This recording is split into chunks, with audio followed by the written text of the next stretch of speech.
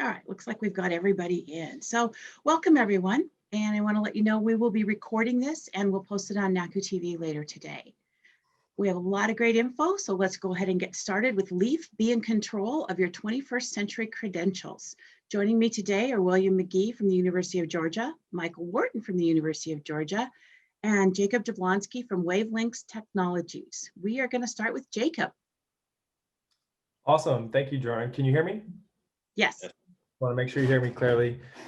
Good afternoon, everybody, or good morning, depending on where you are. Thank you for joining our webinar. We hope you and your loved ones, friends, and family are healthy and well during this strange and unfamiliar time. We're excited. First and foremost, thank you to the entire NACU organization and our partnership. We appreciate their support and hosting myself and the University of Georgia team. Our presentation will run between 35 minutes, and then we'll open the remaining time for questions, conversations, and as we move through this presentation, feel free to add questions or comments in the chat bar, and we'll be sure to discuss that throughout the presentation, so don't feel bad for interrupting. Just a quick run through of the agenda here.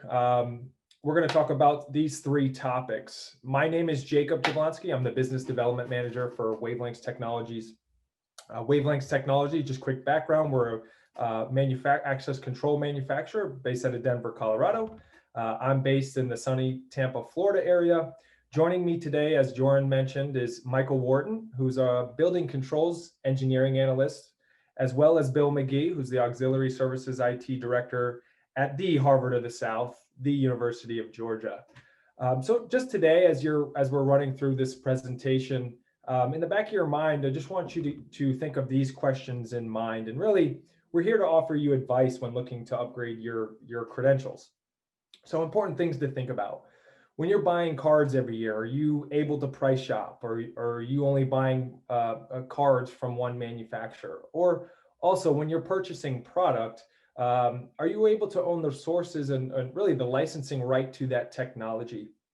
In our webinar today, we will define what LEAF is. For those of you who have heard of LEAF, we'll do just a quick overview of what that is. And really, my goal today, and as Bill and Michael talk about LEAF on behalf of University of Georgia, is to take away some brief high-level points. Also, in the meat of our presentation, we'll talk about the 5 reasons why your campus should adopt LEAF. And then I'll let the UGA team bring it on home with LEAF on their campus with a quick overview of what encouraged them to adopt LEAF and really a standing of where they are today. So first and foremost, as I mentioned, first point is what is LEAF? Some of you who have not heard of LEAF today might be thinking this is very unfamiliar terminology, but really what LEAF stands for and really what it resembles are these 3 talking points. LEAF to you all, if you're a university campus, it's your student ID card of the future that has multiple use purposes on your campus, believe it or not, right now. Apologize for that. LEAF credential is your student ID, so it offers you an encrypted and secure credential. It also offers a versatile and flexible use. So really what that means is that your LEAF card today has multiple purposes out of the box.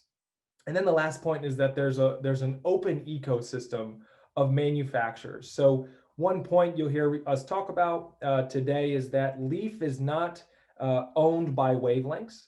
It's essentially a standard that's open to really any manufacturers that are on the market today. So again, for example, for universities and college campuses today, any manufactured product, POS systems that you purchase today can be a part of this LEAF ecosystem. And I'll talk more about that. So really from a high level view, this is what LEAF is. This is what it stands for. And again, as UGA talks on behalf of it, they'll explore more into these details and how they utilized these 3 bullet points on their campus. So the next 5 to 6 slides, we're going to talk about the 5 most important reasons why your campus today should adopt LEAF. And that first point is reason number one. So Leaf enables multiple vendor sourcing. So let's talk about this. Let me ask you a question. Are you able to buy credentials from only one source for only one price? The adoption of Leaf for a college university enables competitive pricing. So essentially, Leaf is designed around the world's most secure and openly sourced MyFair DesFire EV2. So some of you on your campuses today may have MyFair Classic, MyFair DesFire EV1, and then the latest publication, which is MyFair DesFire EV2, and then soon to be into the future is MyFair DesFire EV3. So the first reason and most important point here is that Leaf enables you to price shop for credentials to get the best price, right? When we go shopping at stores today, especially the grocery store, at least from my perspective, we want to get the best deal. And this is reason number one why your university, your campus today should adopt Leaf. It opens that competitive nature and getting you the best price. The second point, and really the second reason why Leaf is so valuable, is Leaf allows you to standardize on encrypted technology. And this conversation comes up from the legacy technology that is still out there today, which includes MagStripe and proximity technology. MyFair DesFire EV2 chip technology protects your institution from security risks associated around these legacy technology products. Both of these legacy, I'm sorry, I keep doing that. Both of these legacy credentials today are easily copied. I don't know, I'm sure most of you are familiar. I know a lot of there's some Leaf partners on here today on this webinar that are aware of this vulnerability or this security risk. What Leaf does is it also allows that bridge. So for example, you see the University of Georgia, one campus card on the right, Harry Dog, what a great name. So Harry Dog has the ability and that credential to support that legacy technology that still lies within a campus today and offers that bridge to that MyFair DesFire EV2 encrypted and very secure technology. So summing this up, reason two as to why Leaf is so important is it allows your campus to standardize on encrypted and secure technology. Reason number three, Leaf enables you to own a unique encryption key set. So for the technology behind it, Leaf is based around a unique encryption key set per university. As Jeff with Allegion presented and did a great job 2 weeks ago talking about the common key versus a unique encryption key set. And Allegion, one of the partners, offers, as part of this Leaf ecosystem, that really Leaf enables that unique key set. So no university is going to have the same encryption keys within their institution. And this is extremely valuable. So custom key ownership is one part of this reason that makes Leaf so valuable. The second part of reason number three is really that common key versus encryption, a unique encryption key. I think, again, alluding to Jeff with Allegion, talking about the common key being the commercial market solution where a vendor-owned universal common encryption key is embedded in every single technology that comes out of that manufacturer's plant versus Leaf and the ability to own a unique encryption key set. So that's reason three, and that's why Leaf is so important to your university today is you want to own a unique encryption key set that belongs to you and only you and your institution.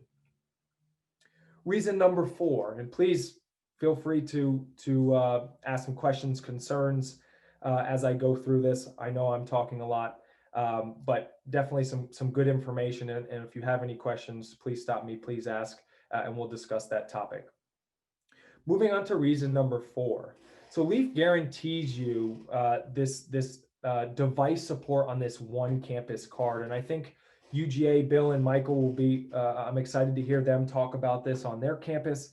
But really, besides access control, right, getting in and out of a door that lies within your campus, does your campus utilize other devices such as POS systems, library management, you name it? Understanding the university market, most of you are like, absolutely. And the answer to that question is yes. So really what LEAF, and this reason number 4, and why this is so important, is that your campus card is built and supported by LEAF, allowing these products to be a part of this one family and doing that smoothly. So really, to sum this up, an ecosystem of products made up by secure printing, integrated locks.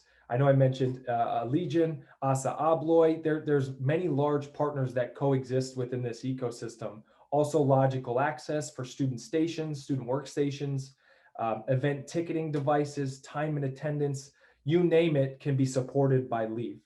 So all in all, what do you have on your campus that you want this one card solution to work with? LEAF is going to support whatever manufacturers you have on your site today, and it's supported by all these manufacturers that make up LEAF. So reason number 4, why would you want LEAF? Because it supports, it has unlimited device support on your campus today. And here's a great example of this, and I know we've showed this in the past, but this is just a prime example of all those solutions and all those manufactured devices working on one card. So obviously your access control as supporting EV1, EV2, and then really the heart of it that belongs to you guys is that campus application support. So that's where your secure, your library management, your event ticketing devices, cafeteria is so important, and that's what LEAF supports today. You see also other products. I know biometrics is very important, especially with COVID and looking for a touchless future. This is another reason why LEAF supports a wide variety of products, not just your POS systems or library management, also time and attendance, biometrics, etc. Moving on to reason number 5. So really the last reason, and to my opinion, this is probably the most important. LEAF creates a future-proof access environment. And really what that means is that owning your encryption keys means you will never be stuck in an end-of-life situation, right? Technology is always going to advance. It's doing it now, and it will only continue to do that. And we all know that. But for example, your LEAF credentials will continue to support, as I mentioned in reason 1, your legacy technology, whether it's Magstripe, Prox, or any new LEAF-enabled readers you may introduce into the mix. So you have the power, and really it puts the power in the university's hands. Whether the university wants to share or provision keys with any device manufacturer or application manufacturer you would like. Owning a unique encryption key set really separates yourself from that end of life situation. No more rip and replacing, no more having to rebadge everybody at once. And this is really the last reason why LEAF is so important. So really think about this.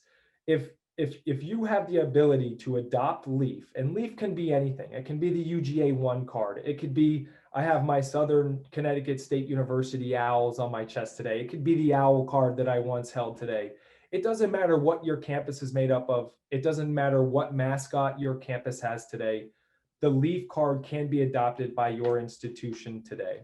And that's the value to it. So really the reason number 5 is that avoid being locked into an end of life situation, create a future for your university that's always going to be supported, and that's done by LEAF.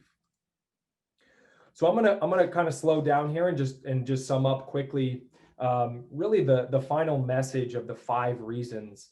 In a keynote, real quickly, I shared with John Ogle today, and hopefully this will be dispersed to the members. There's a great article on this, the 5 reasons, where Bill McGee and Michael have added some more of their 2 cents into it. So that's an article that's going to be out there. Definitely a great read for you and your institution. And just wanted to make sure that was available.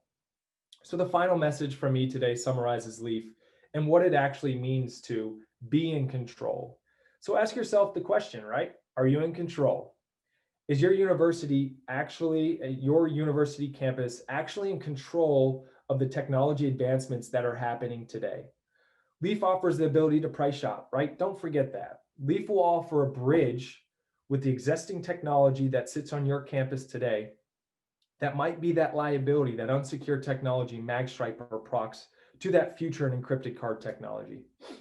As added security and ownership, we highly encourage you to own your own encryption keys. Leaf separates your institution away from the stronghold of proprietary manufacturers today by utilizing that unique encryption key. And the last few points, remember, Leaf encourages that open and interoperability with unlimited device support. Again, no matter what manufacturer. And that's the great point about this, again, and I can't touch on this enough, is that Wavelengths and the backstory behind it, Wavelengths Technologies and their engineering team designed this open standard, this open ecosystem where any manufacturer can belong to it. So Wavelengths has no licensing fees. There's nothing associated as Wavelengths to Leaf. Leaf is built by these manufacturers. For example, Wavelengths and all the other manufacturers that lie within the Leaf Identities ecosystem. So there's no tie.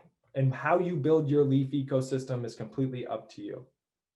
So continue to ask yourself that question as you're looking to upgrade technology or you're looking to standardize on the latest and greatest. Leaf will maintain the preparedness to upgrade technology without the stresses of rip and replace. The total value of Leaf and what it offers is unmeasurable. And really, last piece that I want to leave you with before I hand it over to you, Jay, is why are you not in control today? And the answer to that question is because you're locked to the ball and chain. Open your future, own your destiny, and really create your future with the Leaf identity and what belongs in it. So that being said, I'm going to pause for a second and open the floor to questions, concerns, and the 5 reasons why Leaf is so valuable for your campus and your institution today. I'm going to take a drink for a second because I know I'm talking a lot.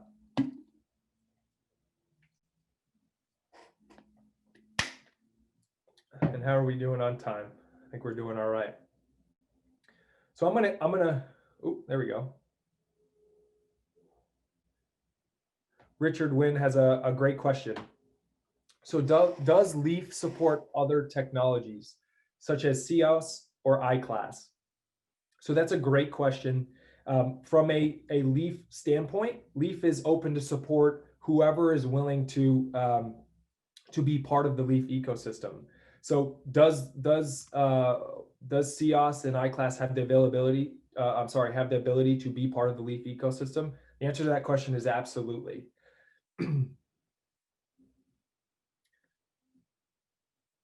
Got another question from Dave Brown. How does a school go about reserving and registering a key set? That is a great question, Dave. And there's on the Wavelengths technology website, there's actually a public portal we have set up where end users or universities can go on and register a key set, actually reserve and register a key set. So there's 2 pieces to that. A university will reserve. They can actually go on there and there's a unique number generated in a database that's issued to only that unique university. And then the next step to that is actually 2 key managers or 2 key custodians need to be identified.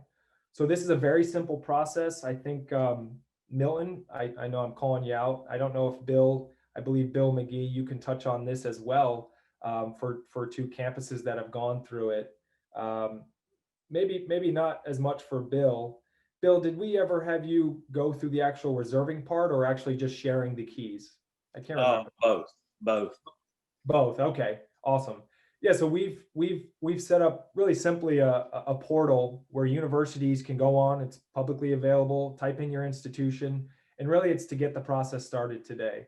If there's any other questions or if somebody would like a link to that specific portal, I'd be happy to send that out to you. So feel free to ping in the chat if you'd like it, or email me or contact us after the webinar. So that's a great question, Dave. So I've got a question from Brandon. Leaf is based on the DesFire EV2. Is NXP sole source of this technology? Does every reader and credential have to be licensed by NXP? So that's another great question. So Leaf absolutely is based off the DesFire EV2, and NXP is the supplier of this chip. So to that first question, NXP is an openly available chip technology that essentially anybody can purchase. Now, the second part of that question, does every reader credential have to be licensed by NXP? So because Leaf, the credential piece, is licensed or provided by NXP, the technology within that chip actually supports EV2, and then there's also an application that supports EV1 backwards compatibility. So as far as this Leaf card working on other technology, it can work on DesFire EV2, it can work on EV1, it can work on your existing procs as well, as well as Magstripe supporting.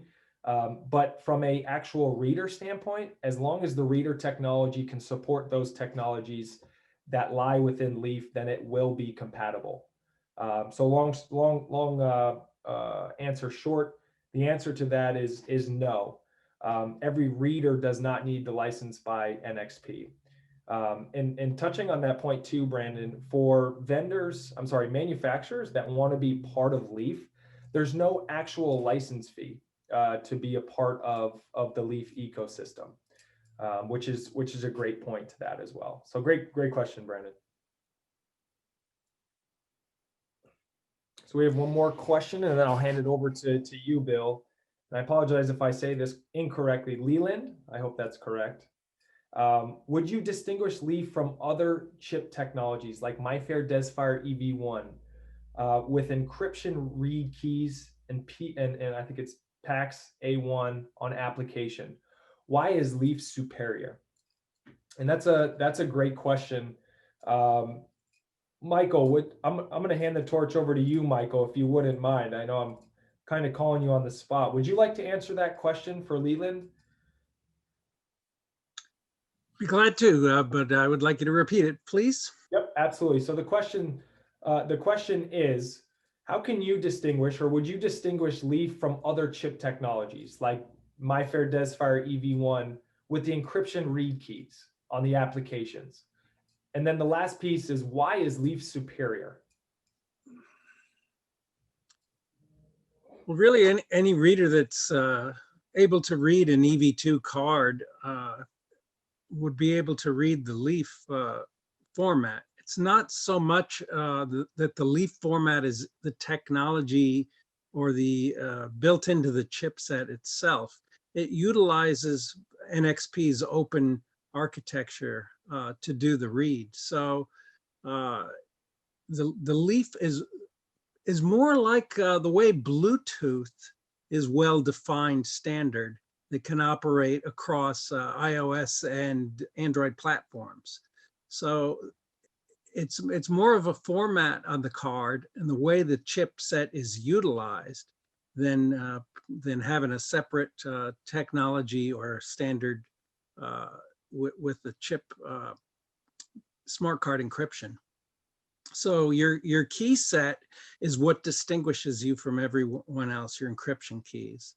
So as long as you know the read encryption key in your reader for a card, you'll be able to read that card. So the Leaf architecture just simply is superior in the way that it is an open standard like Bluetooth. It's well defined. Your reader manufacturer can design the read of the card very easily because every sector and location for the information the access control system needs to read that part of the card is already well defined standard, and it's not trade secret.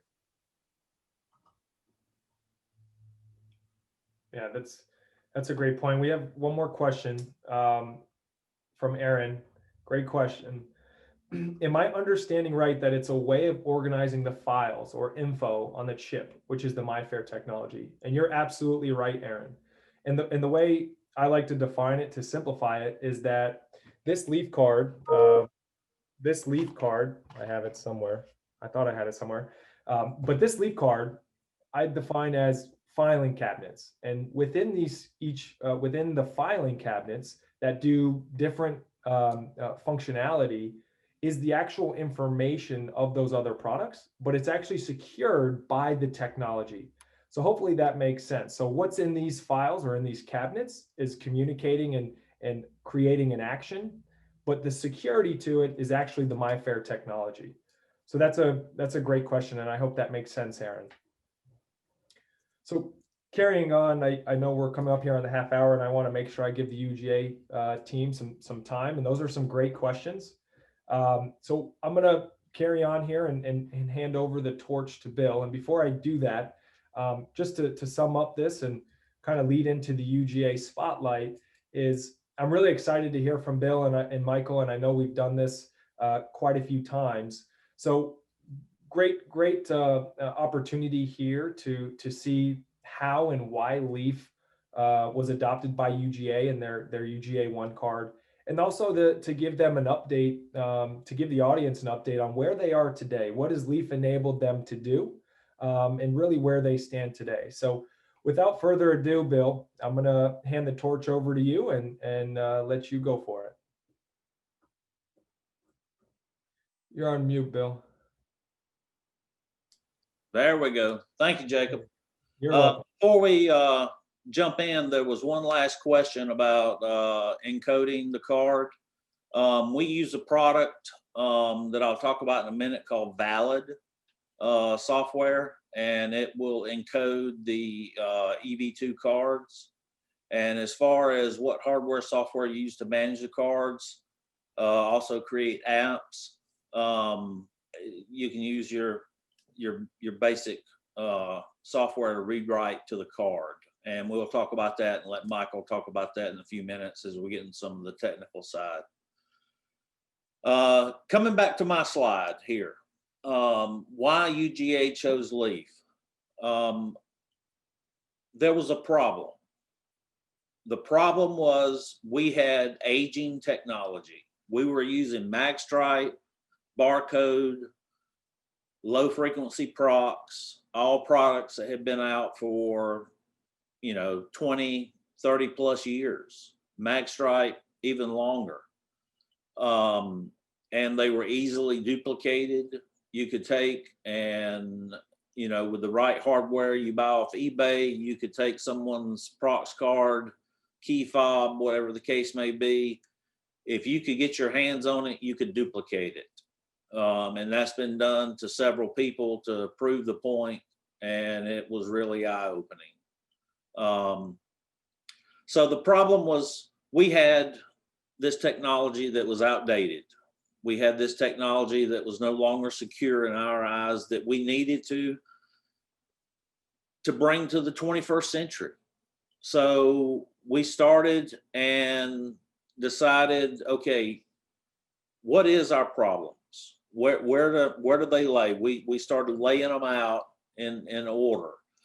We formed several committees, went through the process of having technology committees, research committees, things of that nature, to look at all the different issues we had and options that were available.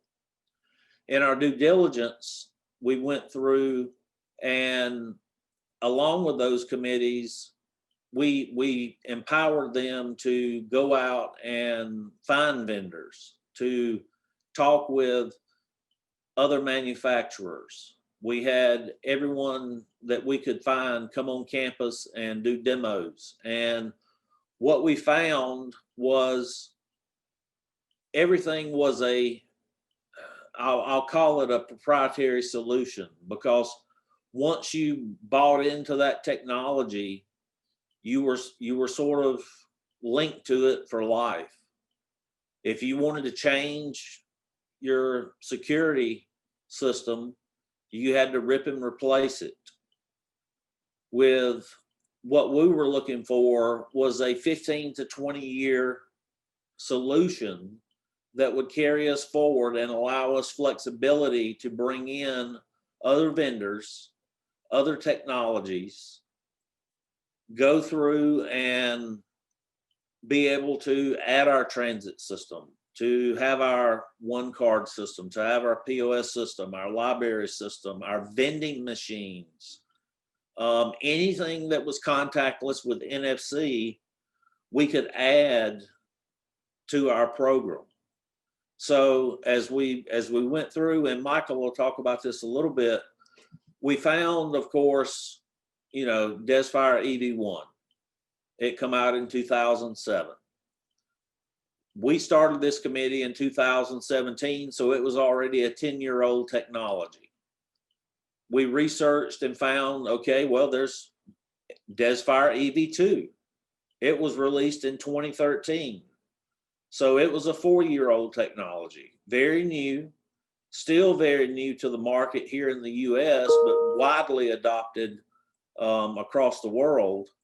If you look at the NXP technology as a whole, I want to say there's something like 10 billion cards that have been issued worldwide with the NXP technology. This is not a new yesterday technology. This is proven technology. So we did our due diligence. We went through, we tested, we looked, we put in a sample or a beta, or not a beta, a alpha site to test the technology. We started with generic keys and readers on our doors in a couple of buildings to make sure that it would work.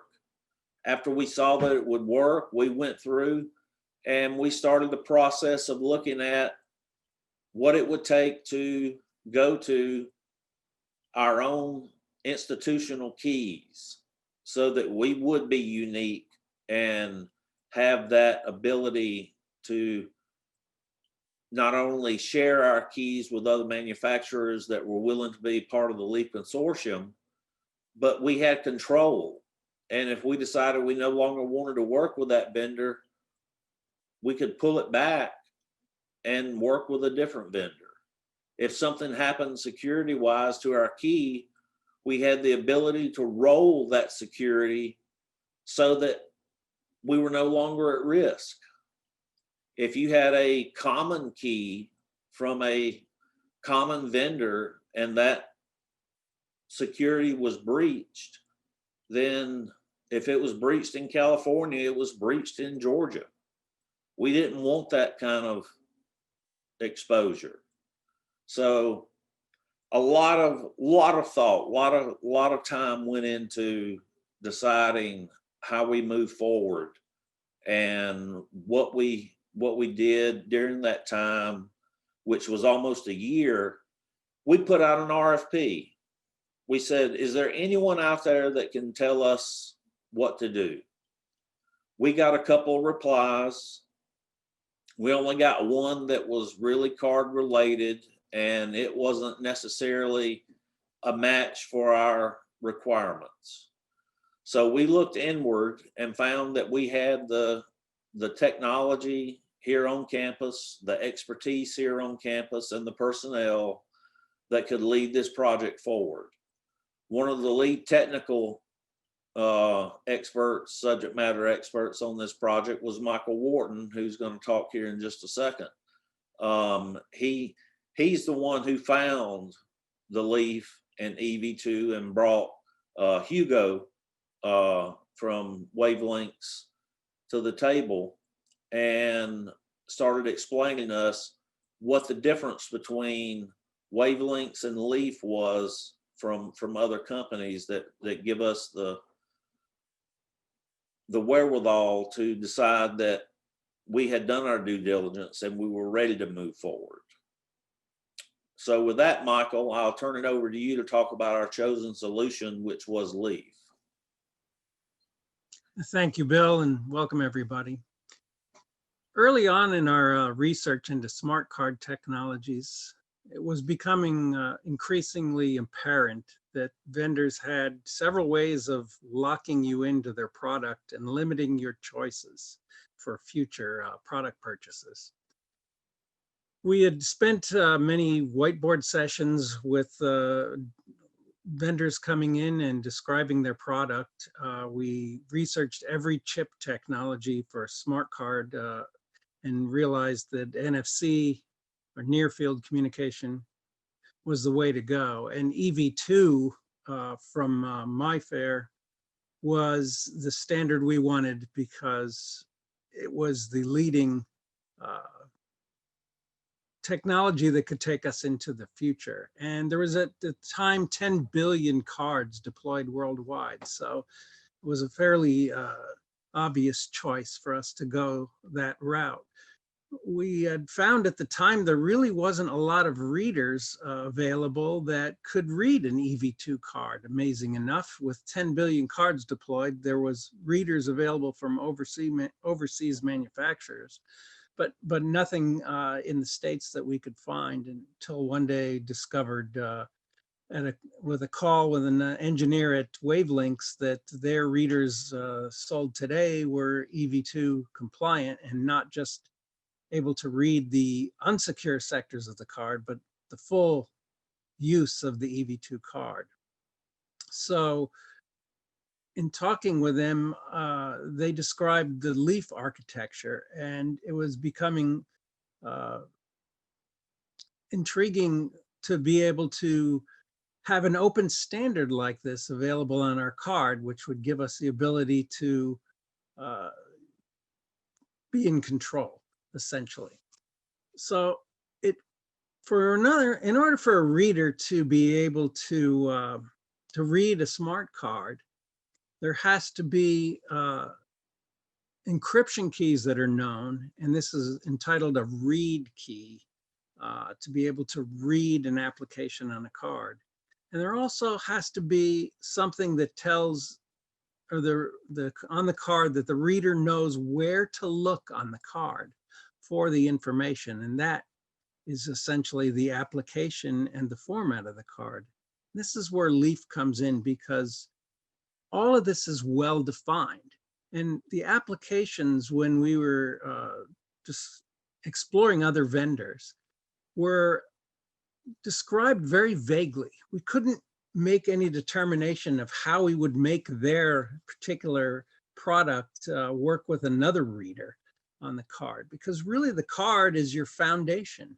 If you have the card laid out correctly and you're in control of your keys and the format, it's like I mentioned before, it's like having Bluetooth and being able to go to any Android platform or any iOS platform and be able to utilize your application on there.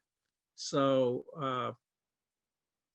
having that knowledge and flexibility gave us the point to where we could make the card work with any reader or any product on the market, simply because we had every field defined. And the application is not anything sophisticated. It can simply be a number. It can be a name, address. It can be biometric data. It can be a picture. It's really just the terminology that NXP uses to call the different products that are placed on the card, called applications. So the Leaf architecture just gave us this open structure that we could build upon.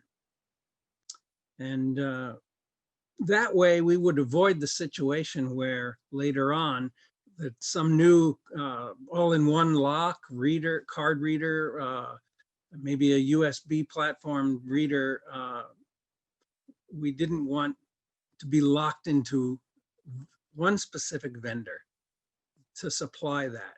And having that ability to present your keys and your format of your card gives you the ability to go to any manufacturer.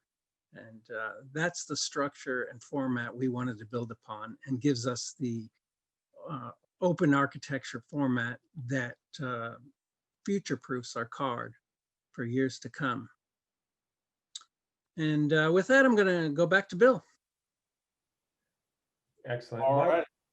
And like you were saying, Michael, as I get into this card, this is not just about card access. This is about the one card. Like I said, whether it's library, POS, vending, card access, it's all of it. So Lots of opportunities. So, but where we're at today, like I said, we started in 2017.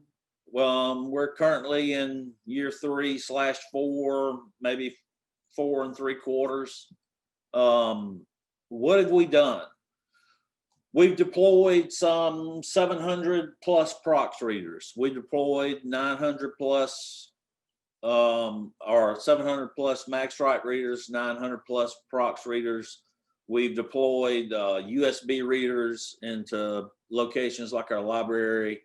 Dining is using USB readers attached to PCs for meal checkout, to go returns.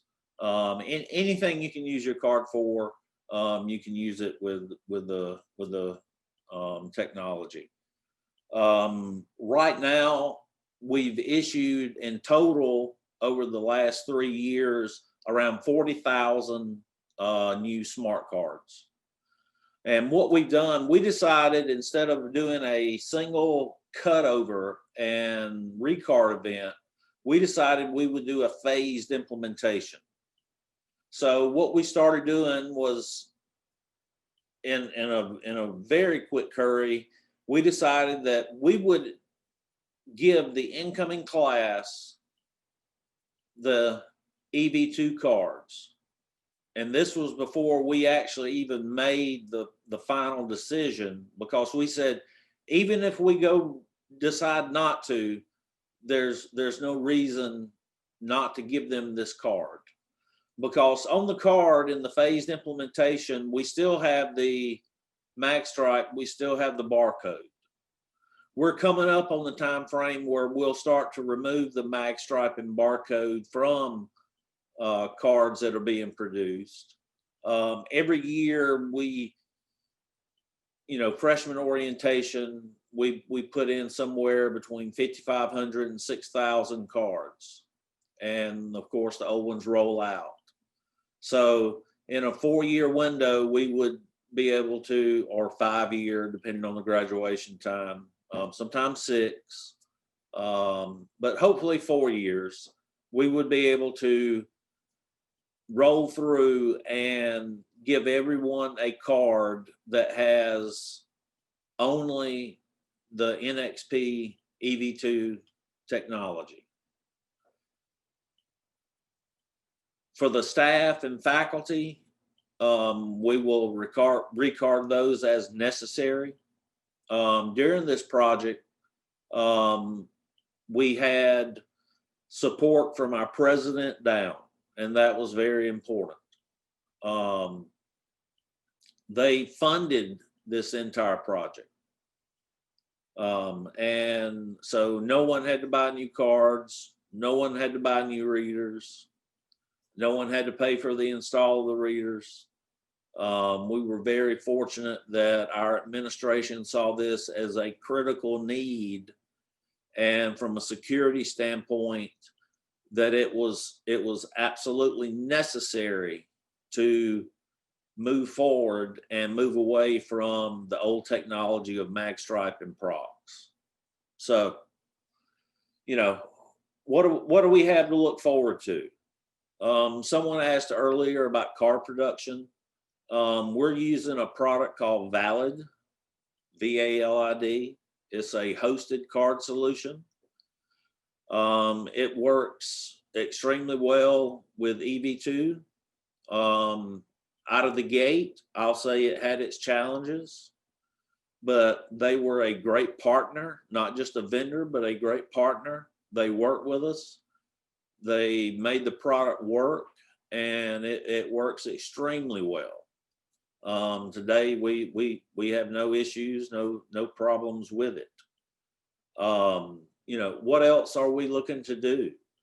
We are looking, will this work with transit in the city, that has the fare boxes?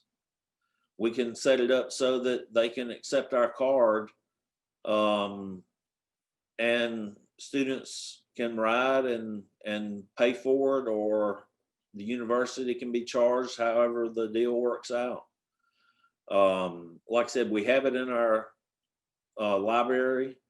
We can expand that to student groups. If a student wants to have a fundraiser and they have a laptop, we can check out a USB reader that is contactless, and we can set it up so that that reader only reads the particular sector of the card for the campus debit program. And that's a key point. As Jacob described the filing cabinet, Michael talked about the different sectors and sections. Just because you have access to the debit card doesn't mean you have access to the card access. Doesn't mean you have access to any other sector on the card. You can set that up so that it is safe and secure. And just the opposite of that, the card access has no access to the campus debit program or to the transit or to the vending or to the any of the sections on the card. So it's very secure. It all works very seamless. The biggest advantage I see going forward is, again, we're not locked into a single vendor. We have the option of, if we wanted to share our keys with a major manufacturer, say Allegiant, HID, whoever the case may be, we could give them our keys. We could become part of their ecosystem.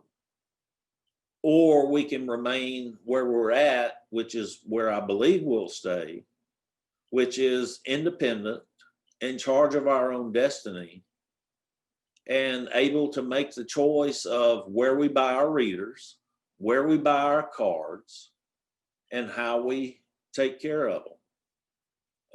We have that option. We are able to shop around. We buy cards from around the world, but we don't share our keys around the world. We have our keys shared only right now with Wavelengths under an agreement. And as cards come in, they're programmed in the Wavelengths facility so that we know our keys are safe and secure, and it's only happening in the US. So we could share our keys with ABC company in England if we wanted to, but we've taken the strategy and the wherewithal to hold on to our keys and keep them secure for us here in the US. So, you know, that's some of the things we're looking at in the future. How do we continue that arrangement? Wavelengths has been a great partner and continues to help work with us and move us forward. You know, one day, if Wavelengths decides to go away, they get bought out, we have a disagreement, we own our keys. It's kind of like our marbles. We can take our marbles and we can go somewhere else. So we are in control of our own destiny. And that was one of the biggest and most important pieces of our project, was control our own destiny and have a future-proof system for 15 to 20 years. In technology, you can't really guess that far, but we're stretching and saying that we will. So with that, I will turn it back over to Jacob. Awesome. Thank you, Bill. I appreciate that. Michael as well. Just real quickly before I carry on, there's a couple questions in the chat bar. Aaron, with another great question is, what is the timeline from key reservation to ability to provision the card stock and devices? So it's a very quick turnaround. By the time your university reserves a key set, it comes immediately to really our internal system. And then we will ask for the keys to be registered by 2 employees at your company or at your institution or university. And then once you've completed the registration of 2 key managers, then those devices or those keys are ready to be provisioned in specific devices that your university or campus would like to purchase and have on site. So it could be a very quick turnaround, as long as the university and campus is willing to move quick. As soon as we get the necessary information, from time of reservation to keys to ready for those keys to be provisioned into product, can be a day turnaround, depending on the university or campus. So that's a great question. Next question is from Marcus, and I think this is more geared towards you, Bill and Michael, is can you share on some of the challenges you had with multi-tech cards during your transition? Some of the challenges, because we had both MaxStripe and Prox, and we're installing the new EV2 cards at once, we had to ensure that we had multi-technology readers and that our cards were able to work in those readers. So because we chose to go that route, there was some, not much, additional cost in the multi-tech readers and cards.